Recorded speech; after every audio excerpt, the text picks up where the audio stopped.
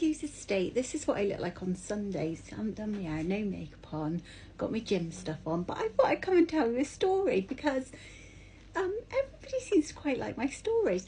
This is well, I say that as famous last words. This will be a quick one, but it's a bit of a funny one because the other day I was doing slightly inaccurate history with my friends, and we're almost like not running out of people, but like I just wasn't inspired to find one on a particular person. So I was like, right, okay, give me an object and I'll find an interesting little story connected in some way to whatever it is you give me.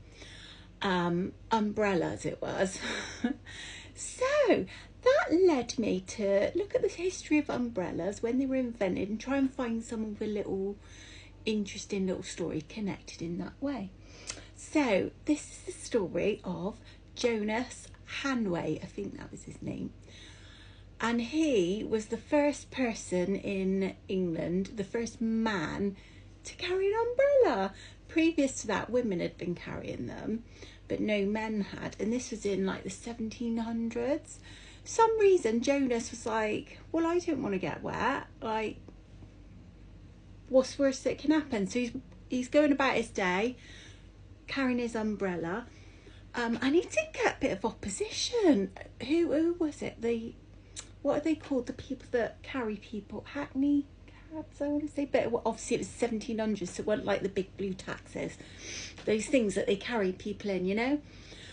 They was well pissy with him because it was like, you're taking our business walking around with that because you're not going to need to come in our covered little carriage. So they would like shout abuse at him and stuff. He had loads of stick for carrying his umbrella, but he didn't give a monkeys. He just didn't want to get wet, love him. He was quite a nice chap by all accounts, although, well, I don't know, from what I looked at from my very cursory little Wikipedia.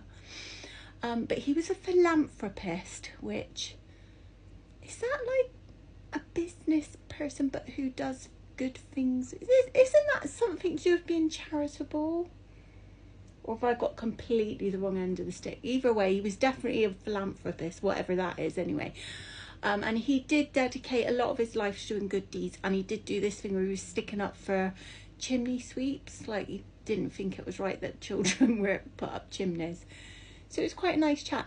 But I tell you what was like red rag to a bull for Jonas Hanaway. Could not abide by it. Tea drinking. Absolutely loathed tea drinking. Was against it. He was like an opponent of tea drinking. Like he just saw red. He was like, not having that. No. No. And he had proper beef with this guy who was a tea drinker. So this Jonas was such a big opponent of tea drinking.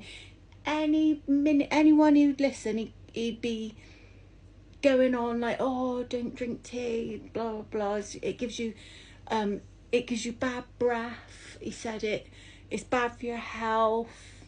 Like anything, any mud he could sling at tea drinking, he would sling it. Turns out he had a bit of axe to grind because he said he believed that it was like the country, the UK was losing money by like buying this tea from China. So that's what it was really. It wasn't necessarily about the tea. But this other guy who was like a tea drinker, so he was from the other camp, I think his name was Samuel or something, wrote like an essay or a negative review all about Jonas Hanaway and his like opposition to tea drinking, and there was like full like proper beef about it. And then the other guy that wrote the essay, he got sacked because Jonas was quite a well-respected person and he was like slagging him off in the press or something. Don't really know much else about it or how it ended or anything, but I don't think he never married. But he didn't get wet hair, did he? Because he kept his brolly up. So fair play to you, Jonas. And you stick to your guns about that evil tea drinking. Anyway, that was all it was. Completely random umbrellas, Jonas Hanaway, slightly inaccurate history, and I will think of some more things to do a slightly inaccurate history on. Or if you want to give me a subject to research, I'll do one. Just, it could be like a random thing and I'll find someone with a story to tell and I'll tell you it.